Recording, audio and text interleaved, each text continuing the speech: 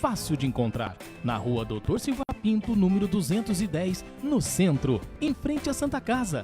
Ligue 4693-3267. Entrega em domicílio. Mercado Moraes, onde o seu dinheiro rende mais. Anda logo, filha, senão vamos perder a hora da escola. Já vou, pai, só estou pegando a minha mochila. Ah, não. Não acredito que o carro não vai querer pegar de novo. O que aconteceu? Só pode ser a gasolina daquele posto. Pai, tem que abastecer só nos postos BR ou vai ter que começar a me levar para a escola de bicicleta. São 3 postos da rede Petrobras em Guararema. No bairro Ipiranga, o Alto Posto Reino Sol está localizado na Avenida Antônio Teixeira Muniz, número 1810. No Itapema, você encontra o Alto Posto Porta do Sol, na Avenida Doutor Ademar de Barros, número 662. E no centro está o Alto Posto Manhãs do Sol, na Rua Marcondes Flores, número 500. Rede Petrobras. Além da honestidade e tecnologia, o prazer de bem servir.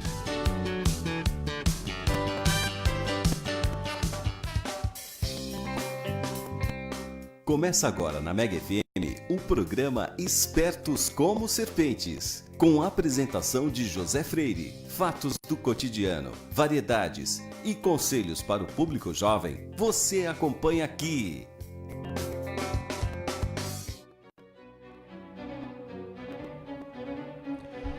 Temos somente uma coisa, não ser digno do meu tormento. Dostoiévski. Boa tarde a todos os ouvintes da Mega FM, quem está nos acompanhando também pelo Facebook. É uma satisfação estar entrando novamente na casa de vocês, no trabalho, no carro, onde quer que você esteja. Primeiramente, gostaria de agradecer todos os nossos ouvintes por ter prestigiado o nosso programa semana passada. Ficamos muito satisfeitos com a participação de todos os ouvintes, com o número de visualizações, e hoje daremos continuidade a muitos dos assuntos que foram trabalhados semana passada. Então, antes de dar início propriamente ao assunto de hoje, que será o sentido do sofrimento, eu gostaria de retomar alguns dos conceitos e ideias que nós trabalhamos semana passada. Então, semana passada eu comentei um pouco com vocês sobre aquele livro do escritor Orígenes Lessa, chamado O Feijão e o Sonho. E do que trata o livro? Trata-se de um pai de família que tem um dilema para resolver. Se ele vai se dedicar a ser um grande poeta e vender muitos livros, ou se ele vai trabalhar como professor na escola local e com isso ganhar o pão necessário para alimentar seus filhos e sua esposa.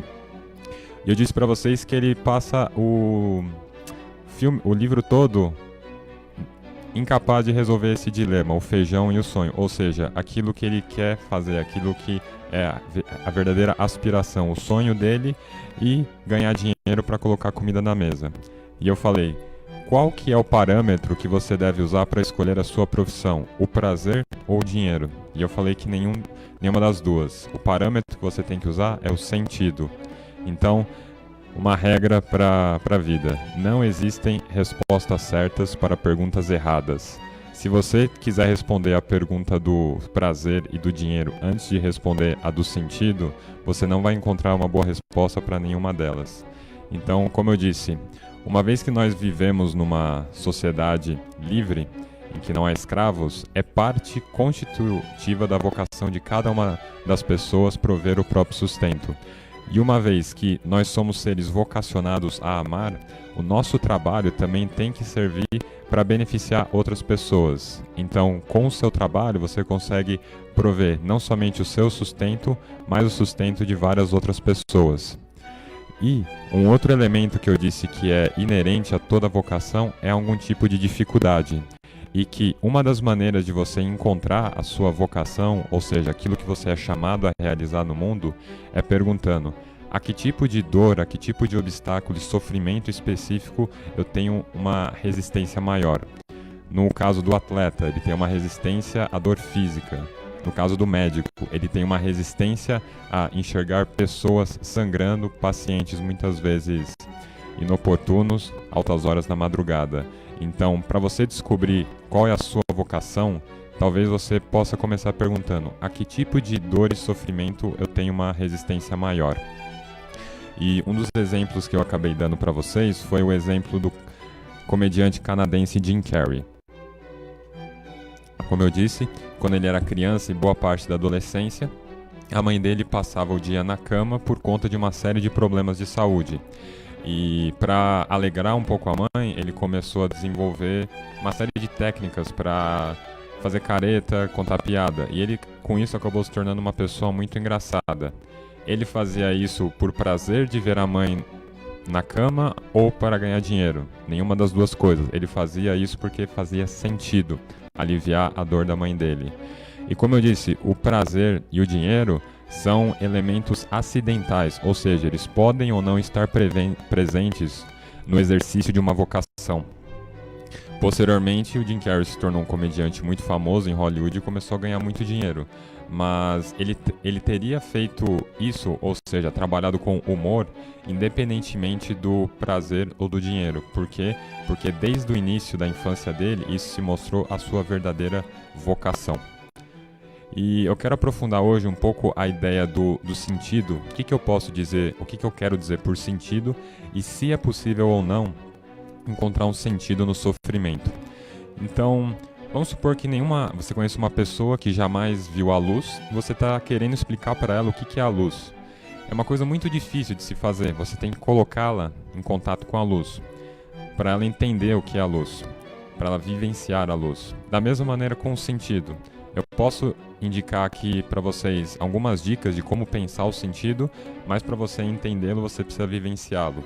Então vamos pensar ordinariamente como nós usamos a palavra sentido. Vamos supor que você quer ir para São Paulo, você pergunta, para qual sentido que eu vou? Qual sentido fica São Paulo? E a pessoa provavelmente vai indicar para lá, para aquela direção, para outra. Então a gente pode pensar no sentido como se fosse uma seta, ou seja, o sentido é aquela seta que aponta para o objeto que consegue satisfazer uma necessidade. Ou seja, vamos pensar em termos bem simples. Qual é o sentido da fome? Para o que a fome aponta? Para qual objeto que a fome aponta para saciá-la? O alimento. Então, o sentido é justamente a mediação entre uma necessidade e esse objeto que consegue satisfazer essa necessidade. Qual que é o sentido da sede? O sentido da sede é a água, o líquido. Qual que é o sentido do instinto sexual? O sentido do instinto sexual é justamente o ato sexual. Ou seja, o sentido é uma seta, ele é aquilo que media uma necessidade e o objeto que pode satisfazer essa necessidade. E a pergunta que eu tenho, na verdade eu já comecei entregando ouro, né? É o sentido no sofrimento. Como que a gente consegue encontrar sentido no sofrimento? Porque é algo que parece extremamente contraintuitivo. Absolutamente nenhuma pessoa gosta de sofrer e nenhuma pessoa quer sofrer. Mas como que seria possível, então, a gente encontrar sentido no sofrimento? E para abordar essa questão, eu vou trabalhar hoje um livro chamado Em Busca do Sentido, escrito pelo psiquiatra austríaco Viktor Frankl. Essa é uma edição já um pouco mais antiga, vocês conseguem achar uma edição mais nova, editada pela editora Vozes. Provavelmente deve estar na 45ª edição esse livro. Então, do que se trata esse livro? Bom, para entender esse livro, é inevitável entender um pouco mais da biografia de quem o escreveu. Então, quem é que foi Viktor Frankl? Viktor Frankl foi um psiquiatra austríaco que nasceu no ano de 1905 e faleceu em 1997. E o que há de tão singular e notável na vida dele? Bom, entre 1942 e 1945, ele juntamente com a família passou cerca de entre 3 e 4 anos em campos de concentração e extermínio na Áustria. Então, na Áustria e na Alemanha, né? Então, a Segunda Guerra Mundial foi um palco de várias chacinas e eventos absolutamente deploráveis. Um deles, o uso em larga escala de campos de concentração e extermínio para exterminar homossexuais, comunistas, judeus, católicos, etc. E um outro ato lamentável também foi o uso das 2 bombas atômicas contra o Japão no final da guerra pelos Estados Unidos para, segundo é alegado, acelerar o fim da guerra. Então foi um palco de uma série de desastres e catástrofes do ponto de vista humano. E Viktor Frankl, ele não somente viveu nesse período, mas ele foi uma testemunha, sofrendo na própria pele as consequências do mero fato de ser judeu, que o levou a ser internado num campo de concentração em 1942. Então, Viktor Frankl, ele sempre se interessou muito por psiquiatria, manteve contato com os grandes psiquiatras da época, que eram Sigmund Freud e o Adolf Adler, e posteriormente ele rompeu com essas as chamadas 2 primeiras escolas vienenses de psicoterapia para fundar a 3ª escola vienense de psicoterapia, a qual ele deu o nome de logoterapia. Logo, a gente pode traduzir como sentido, terapia, a terapia por meio do sentido. Então, a questão do sentido sempre foi uma coisa muito importante para o Viktor Frankl. Segundo, em linhas gerais para Freud, o ser humano é essencialmente motivado pela busca do prazer. Para o seu sucessor, o Adolf Adler, o ser humano é essencialmente motivado pelo poder. Mas para o Viktor Frankl, o ser humano é essencialmente motivado pelo sentido. E justamente o que é o sentido é o mediador entre uma necessidade e o objeto que consegue satisfazê-la. E passando pelo campo de concentração, ele, de maneira talvez contraintuitiva para muitos da época e para muitos hoje em dia, encontrou muito sentido no campo de concentração. Então, como que se deu essa transição? No início da década de 40, ele assumiu um cargo de destaque num hospital em Viena, no qual ele dava diagnósticos falsos para evitar que pacientes com doença mental fossem assassinados pelos nazistas. Em 1941, ele conseguiu um visto para fugir para os Estados Unidos, mas ele escolheu não usar esse visto porque ele não queria deixar para trás os pais dele, que já estavam muito debilitados. Em consequência disso, dado o momento, ele juntamente com a esposa foram presos. A esposa, que na época estava grávida, foi forçada a realizar um aborto pelos nazistas. E ele e a esposa foram mandados para campos de concentração diferentes, da mesma maneira que a mãe, o irmão e o pai. E durante o período em que ele lá esteve, ele presenciou as cenas mais horríveis que podem ser realizadas por qualquer ser humano. E eu acho que tem um trecho aqui do livro que deixa isso muito bem claro, quando ele está falando de um colega do campo de concentração que está tendo um pesadelo. E ele escreve assim: "Jamais vou esquecer certa noite em que fui acordado pelo companheiro que dormia ao meu lado a gemer e revolver-se, evidentemente sob o efeito de algum pesadelo horrível. Quero observar de antemão que pessoalmente sempre tive pena de pessoas torturadas por angustiosos pesadelos ou fantasias. Por isso eu já estava prestes a acordar o pobre companheiro atormentado pelo pesadelo.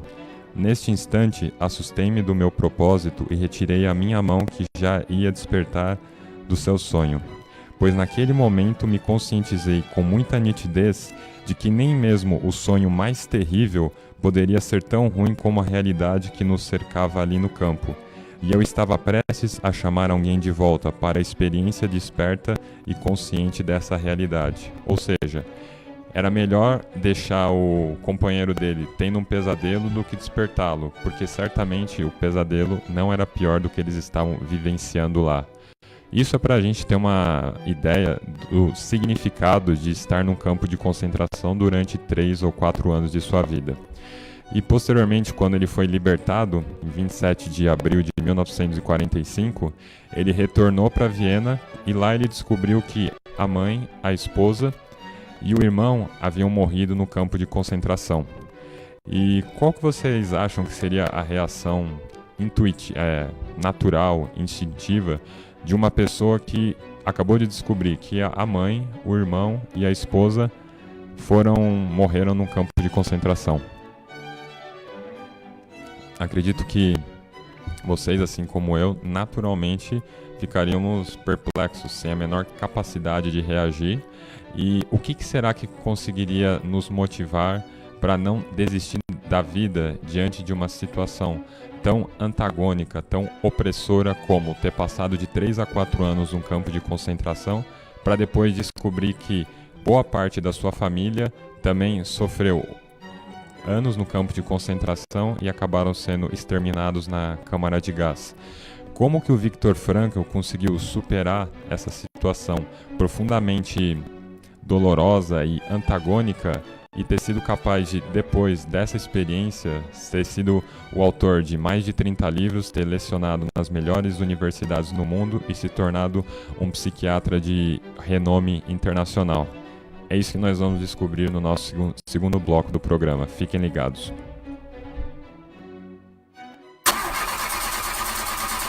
Falhas na partida do seu carro? O consumo de combustível aumentou? Danos no filtro de combustível, nas velas e bomba do motor? Perda de potência? Xiii! Acho que está na hora de abastecer em um local de confiança, hein? Vá até os postos da rede Petrobras em Guararema. Neles, você encontra combustível com qualidade garantida, além da maior linha de óleos, filtros e aditivos da cidade. E pode confiar, lá não entra gasolina formulada. São 3 postos de confiança na cidade. No bairro Ipiranga, o Alto Posto Reino Sol está localizado na Avenida Antônio Teixeira Muniz, número 1810. No Itapema, você encontra o Alto Posto Porta do Sol, na Avenida Doutor Ademar de Barros, número 662. E no centro está o Alto Posto Manhãs do Sol, Rua Marcondes Flores, número 500. Rede Petrobras. Além da honestidade e tecnologia, o prazer em bem servir. Você sabe o que rola aqui na Mega, domingo, às 10 da manhã? Programa Mega Festa. Produção e apresentação, Gomes Mazurca. Programa Mega Festa, domingo, às 10 da manhã. Vem pra festa! Mega, mega, tudo de bom. Mega. Quer saber o que acontece no mundo dos negócios? Acompanhe o programa Gazeta do Comércio em Foco, uma produção dos jornais O Novo e Gazeta do Comércio, em parceria com a Mega FM. A qualquer momento, notícias exclusivas para você. Aqui você é mega. Bom, bem-vindos de volta. E eu deixei o primeiro bloco com Deixei uma provocação a vocês. Como que é possível uma pessoa que, como Viktor Frankl, se submeter durante 3 ou 4 anos a um sofrimento contínuo, diário ao campo de concentração, ser libertado e descobrir que praticamente toda a família morreu na câmara de gás ou por meio de alguma técnica de tortura ou manipulação? Como que é possível você transformar esse aparente fracasso humano num sucesso triunfante? Bom, ele não somente mostrou, do ponto de vista teórico, como fazer isso com os seus livros, mas o próprio testemunho de vida que ele deu foi uma lição para que todos pudessem ver de uma vez por todas que é possível você encontrar sentido no sofrimento, que é possível você ser capaz de transcender todas essas circunstâncias profundamente dolorosas e ainda assim ter uma vida plena de sentido e com muito sucesso. E como que ele fez isso? Bom, como que ele transformou esse fracasso pessoal num sucesso retumbante? Uma vez que ele se submeteu às experiências mais radicais do ponto de vista negativo em termos de sofrimento e dor, perceba que a vida toda dele, ele adquiriu uma série de riquezas de como vivenciar essas situações. E que uma vez que ele vivenciou essas situações diariamente por muito tempo, ele adquiriu um conhecimento de como suportá-las e de como transcendê-las, como superá-las. E uma vez que você passou por uma situação de dor, certamente uma série de pessoas também passaram por essa situação, não somente no campo de concentração, mas situações pelas quais nós passamos diariamente. Ou seja, receber aquela resposta muito atravessada do chefe, talvez ser incompreendido por um professor, ser traído por um amigo. Todas essas são pequenos sofrimentos pelos quais nós passamos diariamente e muitas vezes nós nos revoltamos diante deles.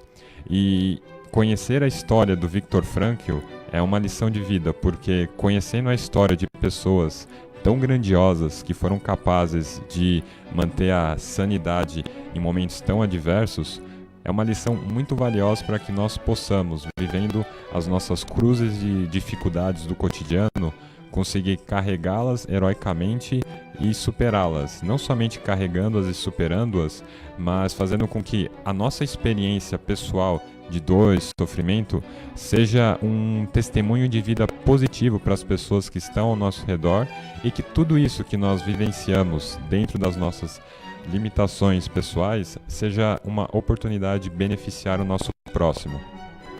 E qual que é a principal ideia da logoterapia? Bom, a experiência da dor e do sofrimento é uma experiência comum a todos os seres humanos. Todo mundo sofre, em maior ou menor escala. Então, quando você é incapaz de combater as causas externas do sofrimento, ou seja, quando você é objeto de algum tipo de injustiça, perseguição, e você é incapaz de retirar a causa externa, exemplo, você está num campo de concentração, você não pode sair. Existe aí um sofrimento inevitável que você deve aguentar. O que resta você fazer? Se você não pode mudar as circunstâncias exteriores, você pode fazer ainda uma coisa. Você pode mudar a atitude que você toma diante dessa circunstância antagônica e opressora. Qual que é um exemplo disso? Bom, acho que o principal exemplo disso, o mais característico, é o exemplo de Cristo na cruz. Ou seja, depois de ter sido cuspido, humilhado, xingado, flagelado, carregado à cruz, Cristo seria muito normal que ele se revoltasse com tudo isso, xingasse as pessoas que o estavam crucificando e os amaldiçoassem. Mas num ato de misericórdia, o que ele diz? Pai, perdão, porque eles não sabem o que fazem. Ou seja, Cristo era incapaz naquele momento de mudar as circunstâncias exteriores, ou seja, ele era incapaz de descer da cruz naquele momento, porque afinal ele estava crucificado. Então, o que ele faz? Ele realiza um ato de grandeza, um ato de amor, um ato de misericórdia. E ele transforma aquela situação que poderia naturalmente gerar ódio no coração dele, como uma oportunidade de fazer um ato muito concreto de amor por meio do perdão, por meio da misericórdia. Esse talvez seja o exemplo máximo que nós podemos tomar de como transformar a nossa atitude diante de uma situação extremamente antagônica. Lembram-se do que eu disse no programa anterior para os que ouviram sobre a vocação do mártir? O que é um mártir? O mártir é aquela pessoa que realiza a sua vocação por meio daqueles que o injuriam, o batem e eventualmente o matam. Ou seja, o mártir ele consegue transformar uma aparente derrota num sucesso triunfante. Ele realiza a sua vocação por meio daqueles que o perseguem. E foi justamente isso que Cristo o fez e outras pessoas na história o fizeram e em alguma medida Viktor Frankl o fez. Tá, mas como que eu vivo isso no meu cotidiano? Bom, talvez nós jamais sejamos colocados na situação de morrer por algo que nós acreditamos. Mas existe um certo martírio comum pelo qual todas as pessoas devem passar. Então vamos supor, você está naquela situação de almoço e chega uma pessoa que faz aquele comentário maldoso, malicioso para provocar, sem nenhum conhecimento de causa sobre o que está falando. O que você pode fazer? Bom, é intuitivo que nós tenhamos a postura do olho por olho, dente por dente. Só que o problema com isso é que com esse tipo de postura, todo mundo vai acabar sem dente e sem olho no mundo. E se nós realmente amamos a outra pessoa, talvez o ato de virtude, o ato heróico, o martírio que nós tenhamos que realizar naquele momento seja simplesmente silenciar e mudar de assunto. Não é? Agora, isso é uma coisa que pode ser aplicada em todos os ambientes, no ambiente familiar, no ambiente escolar, no ambiente de trabalho. Você entra na sala de aula e tem aquela pessoa que você sabe que está fazendo fofoca contra você, que é duas caras, que não está nem aí para você. O que você pode fazer? Você pode pagar com a mesma moeda ou realizar o quê? Realizar um ato de grandeza. Concretamente, esse ato de grandeza pode significar, como eu disse, meramente ficar quieto. Talvez pode significar cumprimentar essa pessoa, sorrir para essa pessoa, tentar o máximo possível reconciliar-se. Por quê? Porque a resposta à violência natural seria mais violência. E a resposta a essa violência seria outra violência, etc, etc, etc. E onde que você rompe esse ciclo de violências? A única maneira de você romper a violência é se você assumir o compromisso de amar a todos indistintamente.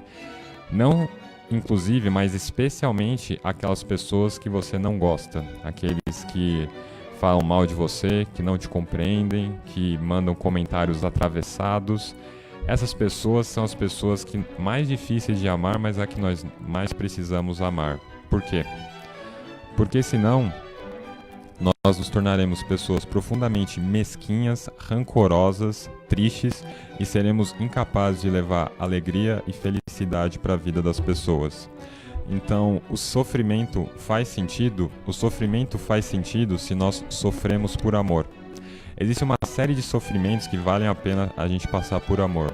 O sofrimento de um pai que passa muitas vezes meses e anos sem dormir direito para prestar um auxílio pro bebê quando ele está chorando de madrugada. O sofrimento de você ouvir um amigo falando alguma coisa muito errada sobre você, mas você suportando esse sofrimento porque você sabe que esse amigo está na lama e que se você for embora, ninguém mais vai ajudá-lo.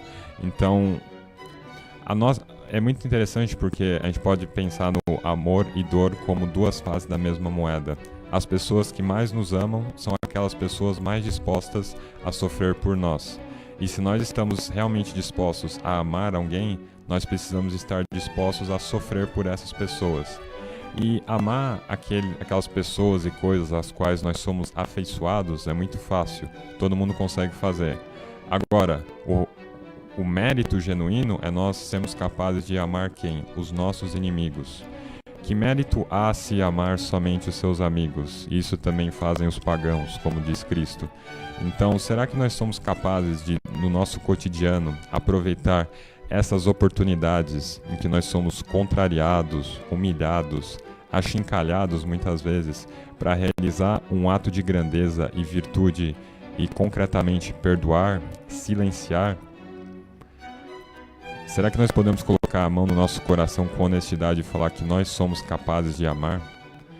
Acredito que isso é muito difícil, mas o primeiro passo para você começar a amar é identificar quais pessoas na história foram capazes de realizar esse ato tão profundo, tão belo e ao mesmo tempo tão difícil que é o amor, e passar gradativamente a imitá-las no nosso cotidiano. Pessoas como Viktor Frankl ou pessoas como o padre Walter Ciszek, que escreveu este livro aqui. Uma tradução livre seria Ele me guiou. Se vocês acham que deve ser opressivo passar 3 ou 4 anos num campo de concentração, imagine passar 15 anos e 7 meses preso num Gulag, um campo de concentração na União Soviética, e ainda assim, durante esse tempo, exercer o seu ministério sacerdotal entre os prisioneiros, ouvindo confissões, celebrando missa, tudo isso escondido. Imagine quão heróicas foram essas pessoas.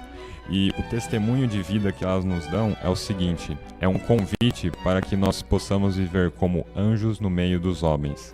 Será que nós estamos dispostos e realmente empenhados a realizar esse ato de grandeza e virtude nas nossas vidas? Eu iniciei esse programa falando a frase do Dostoiévski: temos somente uma coisa, não ser digno do meu tormento. Essas pessoas, como Viktor Frankl e o padre Walter Ciszek, certamente foram dignas de seus respectivos tormentos. eles foram capazes de transcendê-los e, com o testemunho de vida deles, com as ações concretas que eles tomaram diante dessas situações, eles beneficiaram a vida de muitas pessoas, e não raramente a vida das pessoas que precisamente eram aquelas responsáveis por persegui-las. E para encerrar o programa, eu quero ler aqui a última página do livro Em Busca de Sentido, em que o Viktor Frankl vai, digamos assim, resumir a mensagem dele num relato muito interessante do que ele viveu no campo de concentração. Freud afirmou em certa ocasião: imaginemos que alguém coloca determinado grupo de pessoas bastante diversificado numa mesma e uniforme situação de fome. Com o argumento da necessidade da fome, todas as diferenças individuais ficarão apagadas, e em seu lugar aparecerá a expressão uniforme da mesma necessidade não satisfeita. Graças a Deus, Freud não precisou conhecer os campos de concentração do lado de dentro. Seus objetos de estudo deitavam sobre divãs de pelúcia, e não na imundície de Auschwitz. Auschwitz, um dos mais famosos campos de concentração. Lá, as diferenças individuais não se apagaram, mas ao contrário, as pessoas ficaram mais diferenciadas.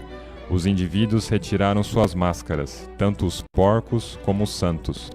E hoje não se precisa mais hesitar no uso da palavra santos. Basta pensar no padre Maximilian Kolbe, que foi deixado passando fome e finalmente assassinado através de uma injeção de ácido carbólico em Auschwitz, e que em 1983 foi canonizado. Você pode estar inclinado a acusar-me de invocar exemplos que são exceções à regra. Naturalmente, você pode perguntar se realmente precisamos referir-nos a santos. Não seria o suficiente referir-nos a pessoas decentes? É verdade que elas formam uma minoria, mais que isso, sempre serão uma minoria. E, no entanto, vejo justamente neste ponto o maior desafio a que nos juntemos à minoria. Porque o mundo está numa situação ruim. Porém, tudo vai piorar ainda mais se cada um de nós não fizer o melhor que puder. Portanto, fiquemos alerta. Alerta em duplo sentido. Desde Auschwitz, nós sabemos do que o ser humano é capaz. E desde Hiroshima, nós sabemos o que está em jogo. Eu sou o seu apresentador, José Freire. Muito obrigado por prestigiarem mais uma edição do programa Espertos como Serpentes. Próxima semana estaremos aqui no mesmo horário, na Mega FM. Muito obrigado.